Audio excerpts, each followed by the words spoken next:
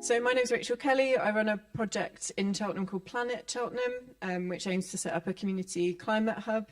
But actually, that's just what we're calling it. It's actually an amazing multi-solving transitional thing, but we're just getting it in under the guise of a climate hub. And when I first heard about the Doughnut Economics journey, I was like, oh, I really, really, really want to do that. How can I make it happen? Was certain that I wasn't going to get chosen. So the first surprise was getting chosen to be a host. And then the next surprise, if we go to the next slide, is that people actually wanted to do it. I thought it might have just been me, but luckily lots of people in my town also wanted to come on this journey. So I think what was really interesting was that we'd just come out of lockdown. Some of us hadn't done anything in person for a really long time. We had people who were born and bred in Cheltenham, and we had people who had moved to Cheltenham during lockdown. And we took actually quite a long time, thanks to the amazing peer-to-peer training that we got from Huddlecraft, actually creating that user manual for the group, relearning how to be together with other people, online and in person, as you can see, how to make it accessible. We had a lot of neurodiversity in the group, so how could we create a safe space for that? And I think, Daniel, you talked about holding tension. It definitely wasn't without tension. Like, there was stuff that we worked through, but if anything, it just made us stronger as a group. And also shout out to my buddy Lorna, who asked me just now not to mention her. And all the other hosts for being so generous with their time and their expertise to somebody who's quite new to all of this. It was really appreciated. Next slide, please. So we met mainly in person in a room above a pub. And we did some really awesome stuff. So some of the stuff that we did, we listened to plants. You can all go and have a go at that. We looked at the data for our town. We created a new Monopoly board. We turned the Very Hungry Caterpillar book into the Very Hungry Capitalist. We did breathing exercises. We all talked about our grandmothers. The energy in the room was always phenomenal, to the extent to which a lot of us had to just have a lie down in a dark room afterwards. And of course, there were donuts. And yeah, the poem earlier from Jasmine where they said joint wisdom is fuel. That's absolutely what happened in all of the spaces. Now the next one. So this is some of the outputs that we also created, the things that we've done. So in looking at the data, we were looking at indices of deprivation. I think everybody thinks of Cheltenham as being super wealthy. It is. It's just not evenly distributed. We talked a lot about wealth inequality. We tried not to get bogged down in describing the problem, which I think, Amy, you said earlier, but also mapping the good stuff. What were the green shoots? Where could we see this happening? So this tree in the middle was part of a task that we did in chapter 3, looking at what was already good, what was already doughnutty, how could we amplify it, what were we each doing in our organisations as part of the cohort that we could do that with. And shout out to Paul and Jem, who've come today as my glamorous assistants. So we mapped the good stuff, what was already working, and then you can see we did like a drop-in session already. We've got a mini showcase coming up in November. We've got a website that Jem built.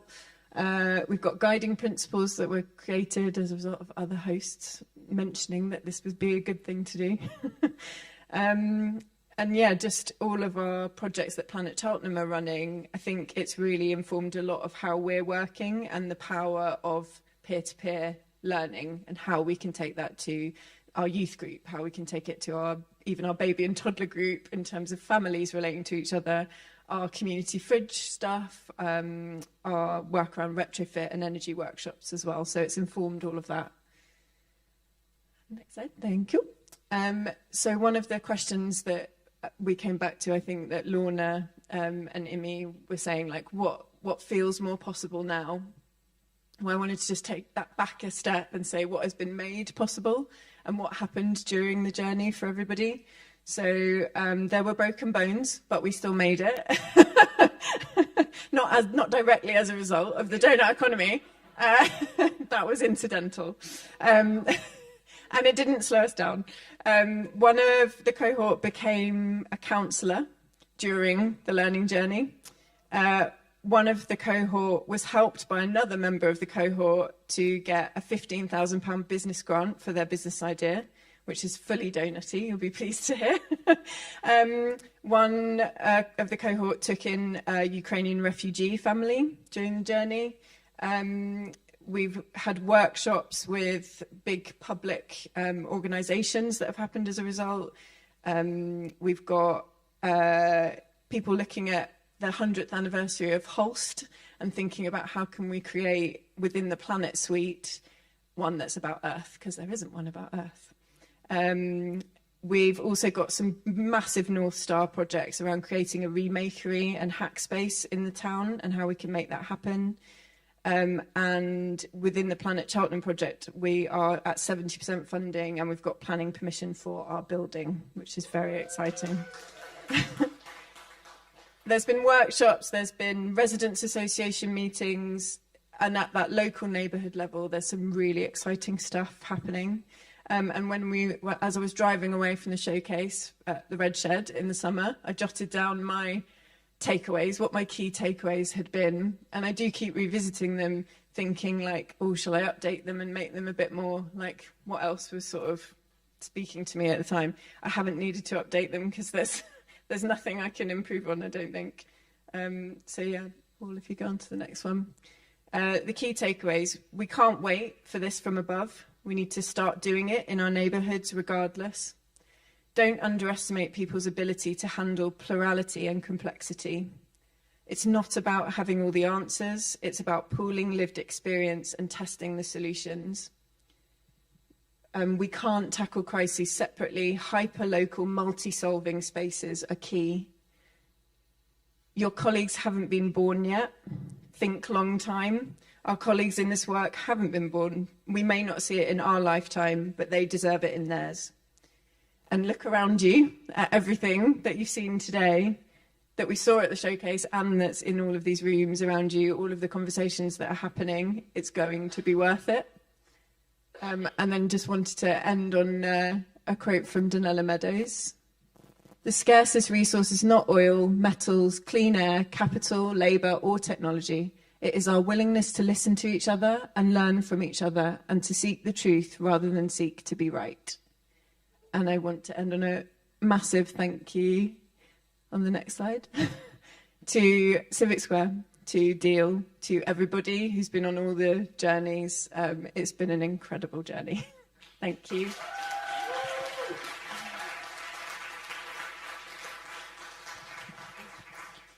Thank you. I don't know is that showcase open to anyone? The one in November? Yeah. We're going on a road trip. Do join us if anybody wants to come to Cheltenham. I can't wait. This has been incredible. Okay, next up is Saffi. Wait till you just hear about Wolverhampton. This is such a beautiful group. And Saffi, thank you so much for joining us today as well, and continuously at everything over many years for a long time. So. Is that all right? Yeah. Hello, everybody. Thank you. No, we'll be all right, won't we? Come on, crew. So I couldn't do this on my own because I'm a coward and because I couldn't have done a whole learning journey on my own either. Is that one okay? Will the videos work? Let's see. Okay. So it was lovely hearing Raechel talk about, would we even be accepted? And would we? I've told this story, but I'm going to start with this story because it makes me smile anyway. I saw a tweet from Daniel about the learning journeys, and I'd seen Kate talk at Impact Hub a little while before, and I thought, oh God, CIVIC Square and Doughnut Economics, I've got to go for it. And I went to bed one night, I can't remember the time, probably about 11 o'clock, and the thing said it'll take 6 minutes to fill in. So probably about an hour later, I'd filled in the application form. I think it went in just before midnight. And when I woke up the next day, and in fact, it might have even been the day after, I got a call from Nikki, and I thought, that's really quick. And I realised that I had got it in literally about a minute before the deadline for it to get in, and I hadn't even noticed. So it was obviously meant to be. Anyway, that's... So we just thought we'd let everybody know. This is the shape of Wolverhampton. Wolverhampton, not too far from here. And our journey took place in that little turquoise bit, which I'm going to show. Oh, yeah, there we go. The bit in the middle, which is known as St Peter's Ward. And we work mainly in an area called Whitmore Reens. And we worked with this amazing space that used to be an old council-run adventure playground, that a few people that used to be adventure playground leaders were really sad when it closed down, and they took it over, and they're running amazing things. In fact, they're running kind of donut stuff already. But we wanted to hold it there, so we decided that we wanted to look at what would happen if we tried to share a bit more in that neighbourhood, bring some new energy. The energy was already there anyway, but we hoped we could add to it. And that was what our whole experiment and our journey was about. So this was the first week. Thanks again, as Raechel said, to the amazing learning with Huddlecraft about how to nurture a group. Every time, I've been doing this, I'm quite old, as you can see, I've been doing this stuff for a long time, but, you know, I learnt so much about really how important it was. Hey, sorry, Monica's one of our group members, and she's joining us. I learnt so much about how important it is to nurture people, and CIVIC SQUARE and IMI does that every time, you know, and all your team. Every time we come somewhere like this, we feel really valued, and I wanted to try my hardest to do that as well. So this was our first week. With the lovely stipend that we had, I'd bought lots of bags with goodies in, and Doughnut Economics book in it, and lots of things that maybe the others will tell you about. And we, because I'd learnt on the peer learning, on the training, it's not all about you, you know, it's about everybody being a peer. So we put these things up about what guardians people would like to be through the journey, and we also put up an idea I got from Lorna about who was going to sign up to take a lead on which chapters. So that was week one. And finally, from me, I led with someone who's not here, called Jasbinder, chapter one, and this was us. It was very, very practical, our learning journey.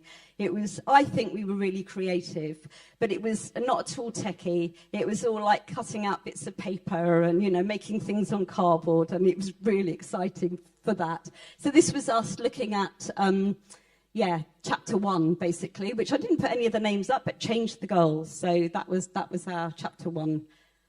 Who's doing chapter two? So I'm going to hand over to Monica. Thank you. Okay, right. So chapter two, we got the picture up. Voila! Chapter two, I did this chapter with another lady who's not here called Maria.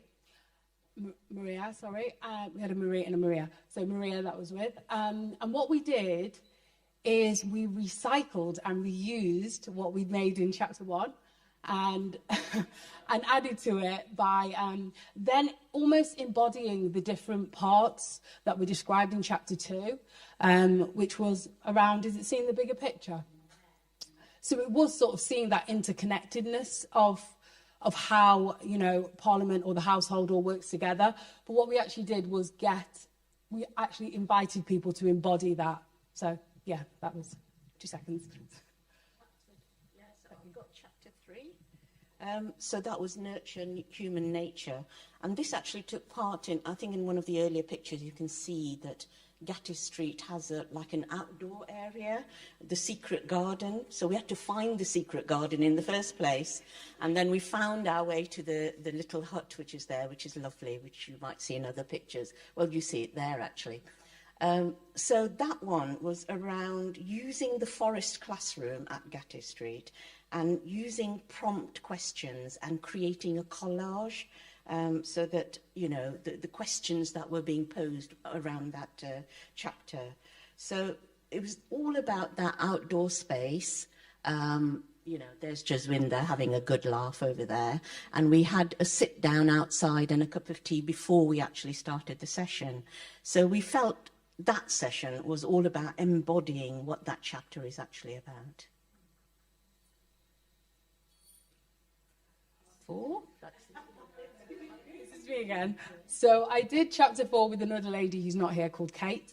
And as you can see there, what we tried to do is we tried to actually create this system, but show how all the parts worked as part of a bigger, wider system.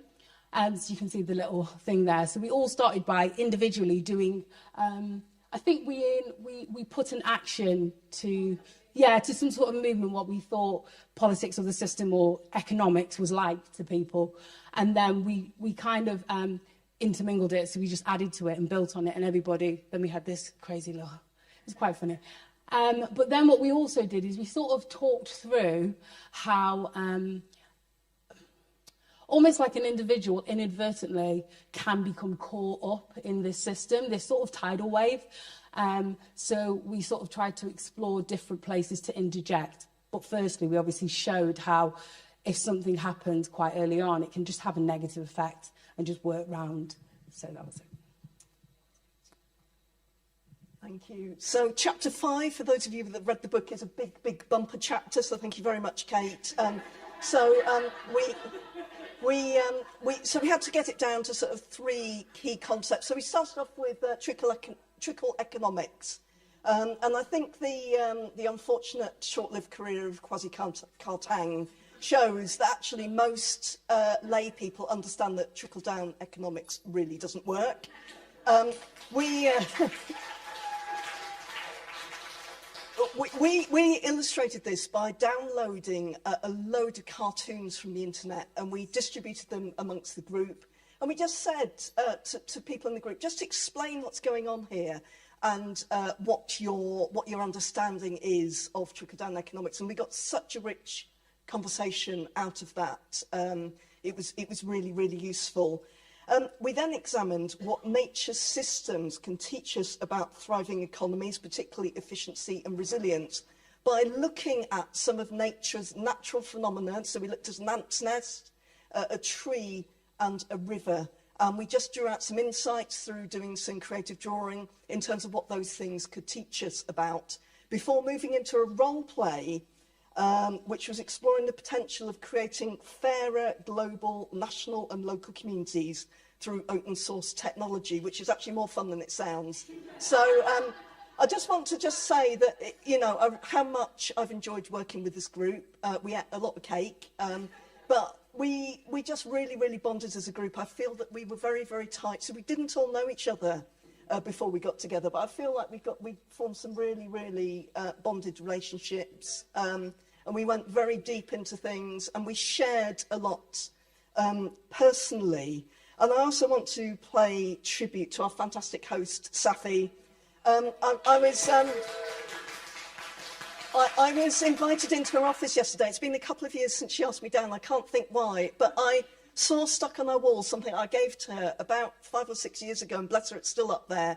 It says to Saffi, thank you for your inspirational and motivational leadership. And that's what Saffi has provided to us right through the whole thing. So thank you very much, Saffi. And, thank you to the CIVIC SQUARE team, particularly sort of Imi and Zaz, who seem to particularly take us under the wing. And Kate, thank you. So, thank you. Who's doing chapter 6? Oh, Gita. So if you've gathered from the beginning, we were paired off. So that in itself is quite creative, isn't it? So you don't feel, oh my God, I've got to read this whole chapter and present it, So that actual discussion and debate between Andrea and I before we did this session was really helpful. So the way we did it creatively is, you'll see it in the final document, which at the moment is on Miro, I think. So she actually wrote a thing about how to create a butterfly. So if you read the instructions, you yourself can create the butterfly. So the way we did the exercise is, I talked about, what are the books that you've read, or what are the films that you might have seen, which kind of look at this area of what we're examining. And so the book, which I'm waving over there, but I can wave it again at you again. So, this is 23 things they don't tell you about capitalism. Yeah? So I bought it whenever it came out, 10 or 20, 15 years ago. So it's short chapters. That's what I'll say to you. Those are pushed for time. And they're very, very powerful chapters about how, we've been sold a story about capitalism, which, doesn't bear out in reality. And so we talked about that. And then films was, there's a film called Margin Call with Jeremy Irons in it, and he's surrounded by all these hotshot blokes who can do all the numbers on huge computers, and he says something like, "Talk to me as if I was a puppy." So it's not quite puppies that we are, but I think that idea that everyone should know about economics because it affects our daily lives is a really important thing for me that came out of all of those sessions. And that we, the tired old shibboleths that we've been fed about rational man, for example, so that leaves women out of the equation, doesn't it, for a start? Yeah. So I think that, and we've talked about trickle down. Yeah. So I'd just like to corroborate that we were part of a very creative and fun group. And I know you'll talk about chapter 6 in a bit, but I'll just give you a bit of a lead in. So when you did chapter 6, it was about 7. It's the next one. So it's about the ever increasing, the plane going up forever and ever. And we had the boarding pass. So we were in pairs as if we were sitting on a plane. Dave was doing all the sounds as if a plane was going off, and he was doing all the safety things about sitting on a plane. But the alternative that we came up with is that's such a tired analogy. We cannot carry on like that without destroying the earth. So we thought a better one, or you did, is a kite surfer, because, there's this idea of somebody who's much more responsive to what's going on in the world, and we can adapt and we can be better controlled around what we want to achieve. So that was me leading into yours. Thank you so much. Thanks, Lisa. Okay, right. So, this is another chapter I did. I couldn't get enough of the book. I just kept on doing chapters. So I did this chapter with Dave. And as you can tell, we were a really creative group, so we couldn't end it without being ridiculously creative as well. So we literally issued everyone in when they came in to the last session, and they were either a frequent flyer or what was it, a reluctant, I've forgotten what the other one was. So it was frequent flyer or a reluctant traveller, something like that. And it was just to sort of show how we just needed to sort of get to grips on this growth, soar idea. And just to travel lightly on the earth, really. So what we aimed to do is we had a kite set out, because that was our kite surfing, and we had different colours for each of these. It's meant to have been the panels of the kite. So the red one was, I'm trying to remind myself actually, the warning things that needed to sort of stop right now. What were the things that we needed to stop and restrict straight away? The blue one, I think that was things that we could start slowing down with. The orange one was new options, I think it was, or new alternatives. And then the green one was the green shoot. So what could be new things that we could try? I think that's what it is. But yeah, it was that whole talk, and that was something that we held quite tight, was that we wanted to move away from this growth addiction and sort of move more to being a bit agnostic about growth. It happens, yeah, but we don't need to push it. We don't need to create it at the risk of everything else. So yeah, that was the way that we paused our group. I wouldn't say we've ended it. We've got lots of other things ordered up. But we paused our group with our sort of like our boarding pass and thinking about how we're going to soar in this sort of like a mindful way. Yeah. So sorry, we've nearly finished. I'm sure we're taking up far too much time. Sorry. We did do our own sort of mini showcase, I guess. Sorry, am I right to talk about this? Good, okay. And in order to share, and it was I've been fed back to yesterday, I think it was, that how helpful it was, because it was just before the showcase, or a bit before the showcase, we were able to start practicing our experiments and our learning journeys, talking to a few people in Wolverhampton before we then had to go and talk to people more widely. So this was a really lovely event we held at Gattis. And is anybody going to talk about, just finally, quickly, about the ripples that are carrying on, or do you want me to do that? Did you want to say anything? No? Okay, so there's a learning journey was around precious glass and reusing glass. There's a learning journey around street food co-ops that I'm thinking is carrying on. There was the amazing bamboo experiment that Monica was looking into. I, with Maria, did the zine, which you may see, because Raechel very kindly bought some that I didn't bring with me today, which is all about how we can, by being closer to nature, living more seasonally, how that might help us to be more in tune with the planet and therefore more ready and understanding to take care of our planet and each other.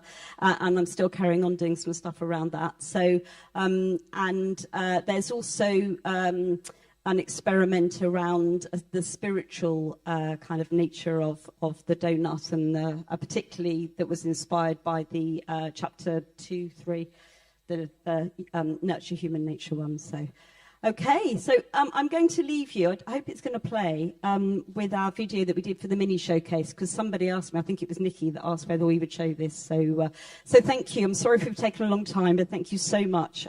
Shall I push it on?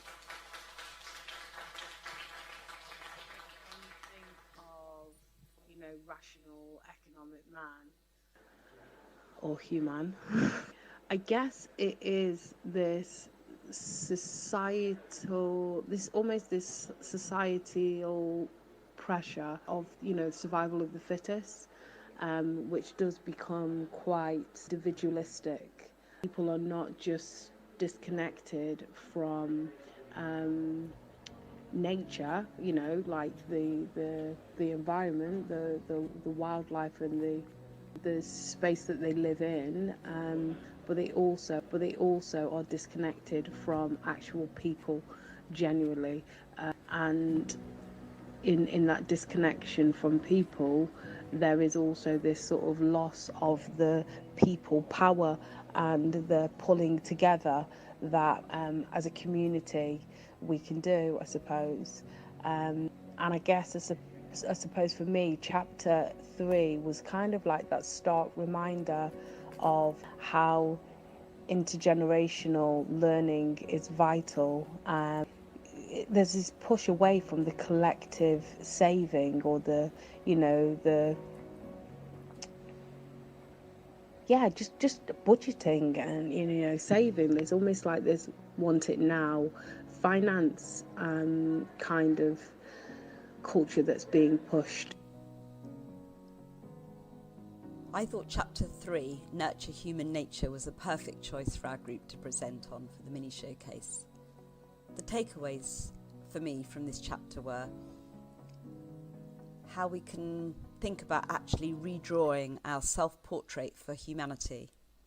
I feel we need to use our generosity, kindness and social justice muscles more and grow our energies outwards to reach others.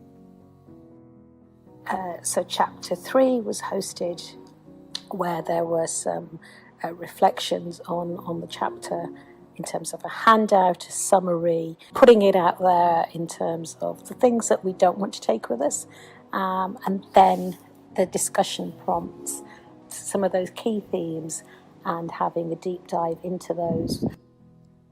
I particularly enjoyed the section of the chapter that talked about meeting ourselves all over again. This really gave me hope that we can redraw ourselves, humanity as a community, as sewers, as acrobats. The images that people bring up when Kate talks with others about the donut. Just the deep dive into really imagining getting back to nature, what that will feel like, which parts of our humanness we would stand to connect with deeper, and also just a certain sense of freedom and an authenticity that was really beautiful. It made me think that redrawing ourselves is just the beginning. We can redraw the way we do things in society. There's no reason why we have to conform to the norms and values of the current paradigm. We have learnt so much about how close we are in certain aspects of life in the Doughnut. We are kind of really mindful, I think, of our starting points, and it's a very respectful group.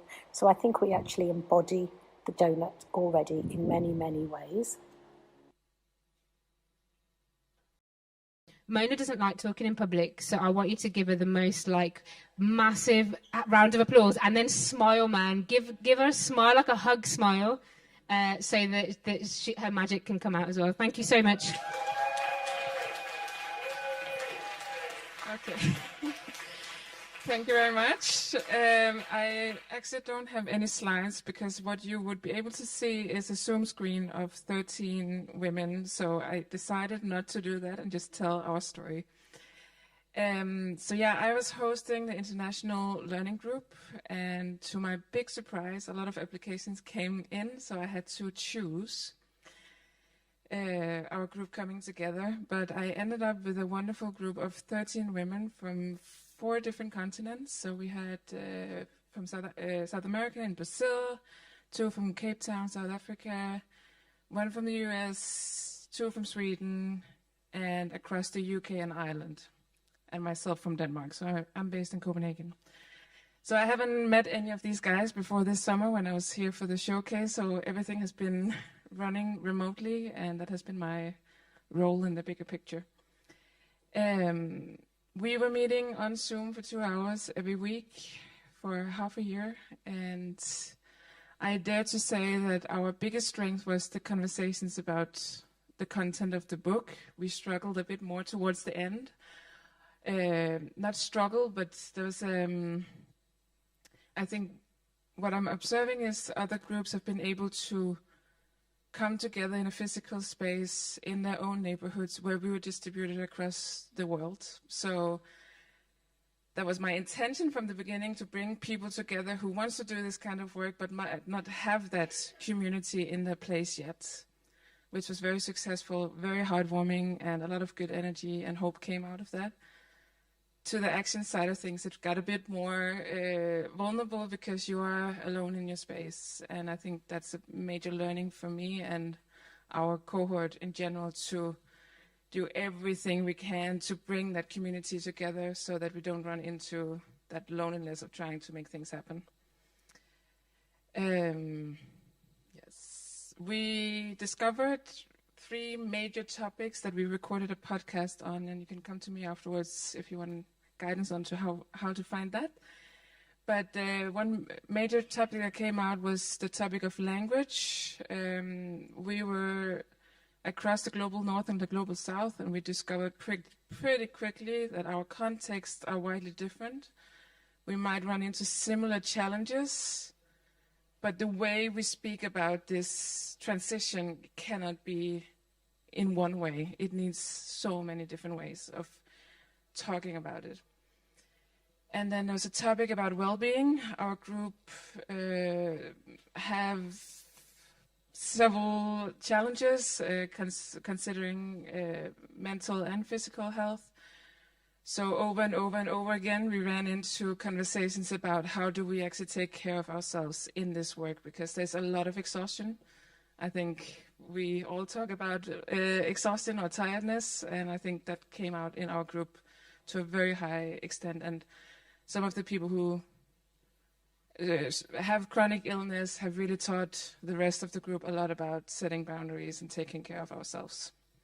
This last theme there's many themes, but those are the 3 main themes, was about migration. So a lot of us are moving between places, so questioning what is our mandate to do work in our communities. How long do you actually need to live in a community before you have the right to suggest the direction. Yeah, so that dance between moving between spaces, I think, came up quite a bit. Yes, I think I want to bring Magda to the conversation, because a second part of my work in this journey has been to work with Magda on creating a mirror world, as we call it. Yeah, maybe you want to start introducing it, and I can. Yeah. Okay.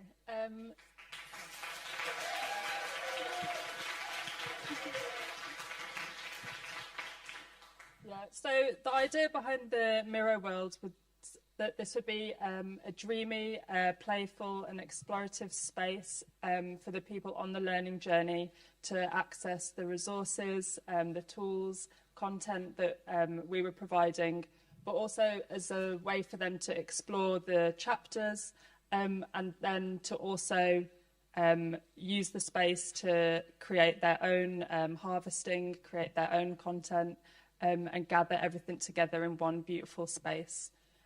We really wanted this space to be somewhere that celebrated all different types of learning, whether that was visual or otherwise, so that it became a bit more of an accessible space. And the reason it was so visual was to sort of move away from the kind of traditional Word documents and sort of, I'm going to say, boring ways that we typically have to engage with content, and make something that feels more exciting, that every week when a new chapter was released, it was something fascinating and exciting to go and explore. Yeah, and I think another element to it was the attempt of trying to democratize some of this knowledge, that like this resource behind all of these stores are loads of, you'll be able to see that in a minute, but facilitation resources, inspiration videos, questions to dive into. So democratization is something that I want to hold quite tightly in this process, that we want to be able to distribute the tools. We want to make it possible for people to add to this space.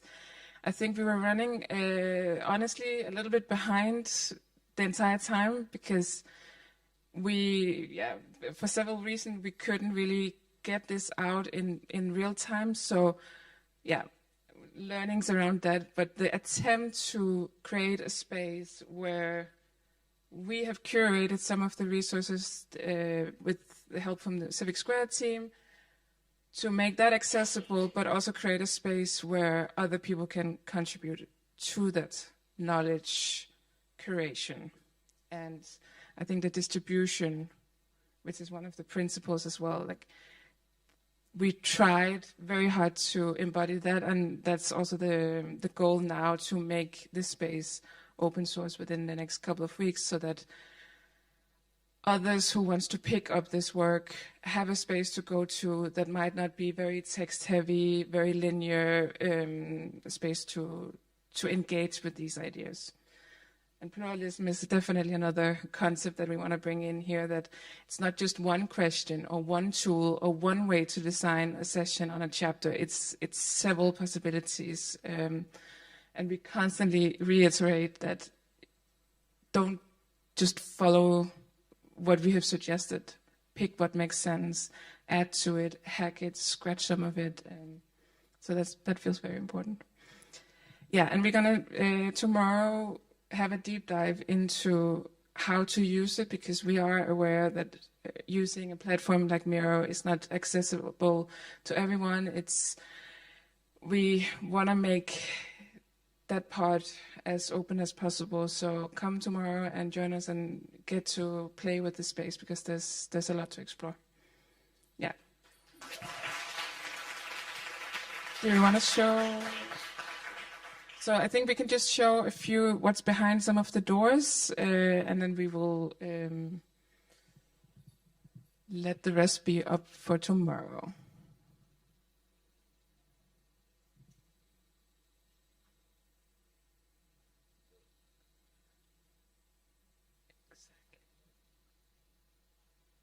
So in the top right corner, yeah. exactly.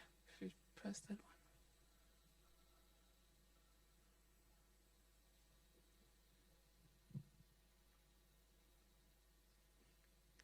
It takes a little bit of time.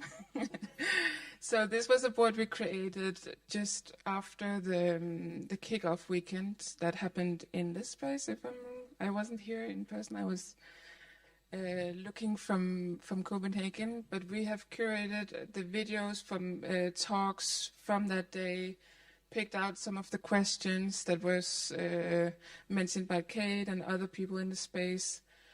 And the invitation is also to fill out your answers to those questions and respond to each other. That hasn't been a big part of these boards so far because, as I said, we were a little bit behind with making them public. But the idea is that you can also asynchronously engage with these ideas that is not in the live session where you meet in person or in Zoom. Yeah. And there's a board for each of the chapters with all of the resources. Yeah, but yeah, come tomorrow, and in a few weeks it will be completely open source, so you can go explore. If you're not here tomorrow, then there'll be a lot of options for that. Thank you.